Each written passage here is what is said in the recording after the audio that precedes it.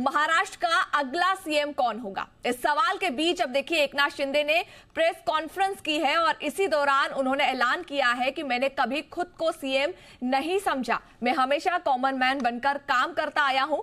इसी दौरान शिंदे ने यह भी बताया कि मैंने पीएम नरेंद्र मोदी को फोन करके कहा था कि हमारे बीच कोई अड़चन नहीं है, आप जो भी फैसला लेंगे हमें वो मंजूर है।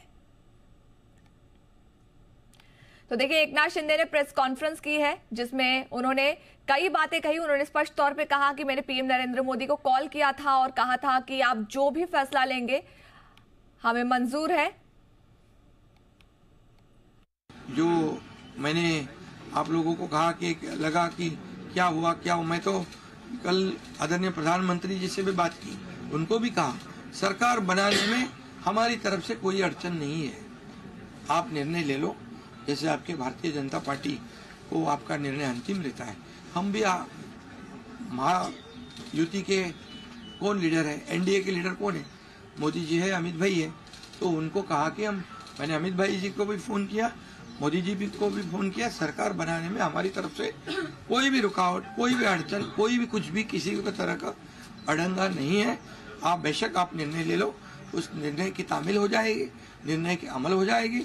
और मैं आज आप सबको कहता हूं कि भारतीय जनता पार्टी के वरिष्ठ नेता जो निर्णय लेंगे मुख्यमंत्री पद के बारे में, जो उनका कैंडिडेट होगा, उसको हमारा शिवसेना का पूरी तरह समर्थन है।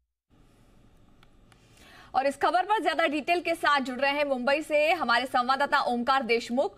ओमकार, हमने आज एकनाथ शिंदे को पूरी तरीके से सुना। उनके 3 जो डायलॉग थे सामने आए कि मैं सीएम खुद को नहीं समझता और मैं लाड़का भाई हूं और ये पद सबसे ज्यादा महत्वपूर्ण है, और तीसरी बात कि मैंने फोन किया था और कहा था कि जो भी आला कमान फैसला लेगा हमें वो मंजूर है। क्या समझा जाए, ये स्पष्ट हो चुका है कि अब एकनाथ शिंदे ने सीएम पद से दावा छोड़ दिया है? अगर हाँ तो नेक्स्ट कौन होगा? क्या देवेंद्र फडणवीस की राह पूरी तरीके से क्लियर हो गई है या फिर कोई सरप्राइज फैक्टर सामने आ सकता है?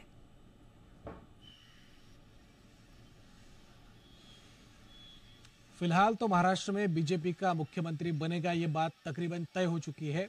महाराष्ट्र के मुख्यमंत्री जो अभी केयरटेकर मुख्यमंत्री है एकनाथ शिंदे, उन्होंने कुछ समय पहले मीडिया से संवाद करते हुए ये स्पष्ट किया है कि बीजेपी के आलाकमान महाराष्ट्र के मुख्यमंत्री के बारे में जो कुछ निर्णय करेगी वो निर्णय हमें मंजूर होगा।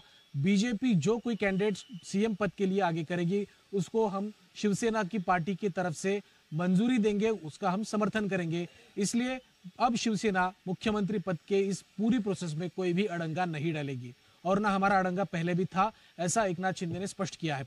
दूसरा सवाल जो आपने पूछा कि देवेंद्र फडणवीस क्या अब राज्य के मुख्यमंत्री बनेंगे, तो अगर बीजेपी की हम बात करेंगे तो बीजेपी में देवेंद्र फडणवीस के अलावा अभी भी दूसरा कोई भी चेहरा सामने नहीं आया है। और महाराष्ट्र की अगर हम पॉलिटिकल डेमोग्राफी देखें तो ऐसा कोई भी प्रयोग, ऐसा कोई भी एक्सपेरिमेंट बीजेपी महाराष्ट्र में करेगी ऐसा कम से कम अभी लगता तो नहीं है, क्योंकि जिस प्रकार का बहुमत और जिस प्रकार के आंकड़े इस विधानसभा इलेक्शंस के बाद बीजेपी को मिले हैं, देवेंद्र फडणवीस के नेतृत्व में बीजेपी ने ऐतिहासिक कामगिरी की है। 132 विधायक बीजेपी के चुन के आए हैं, तो इससे ये सीधा और ये स्पष्ट है कि महाराष्ट्र में बीजेपी का ही मुख्यमंत्री बनेगा। और गौरतलब यह है कि देवेंद्र फडणवीस के अलावा दूसरा कोई भी चॉइस बीजेपी लीडरशिप के सामने नहीं है। तो देवेंद्र फडणवीस का मुख्यमंत्री बनना लगभग तय हो चुका है। 1-2 दिनों में बीजेपी की पार्लियामेंट्री बोर्ड की मीटिंग होगी और उसके बाद महाराष्ट्र में विधिमंडल के उनके सारे एमएलए हैं उनकी एक बैठक होगी और उस बैठक में दिल्ली से जो पर्यवेक्षक आएंगे उनकी ओर से बीजेपी का गट नेता, ग्रुप लीडर तय होगा और उसके बाद महाराष्ट्र का नया मुख्यमंत्री कौन होगा इसकी औपचारिक घोषणा की जाएगी। जी बिल्कुल बिल्कुल, तो देखना महत्वपूर्ण होगा कितने दिनों में ये क्लियर होता है, इस पर भी नजर रहेगी। आप जानकारी जुटाते रहिए, आगे भी आपके साथ जुड़ेंगे और अपडेट लेंगे। फिलहाल शुक्रिया ओमकार इस पूरी जानकारी के लिए।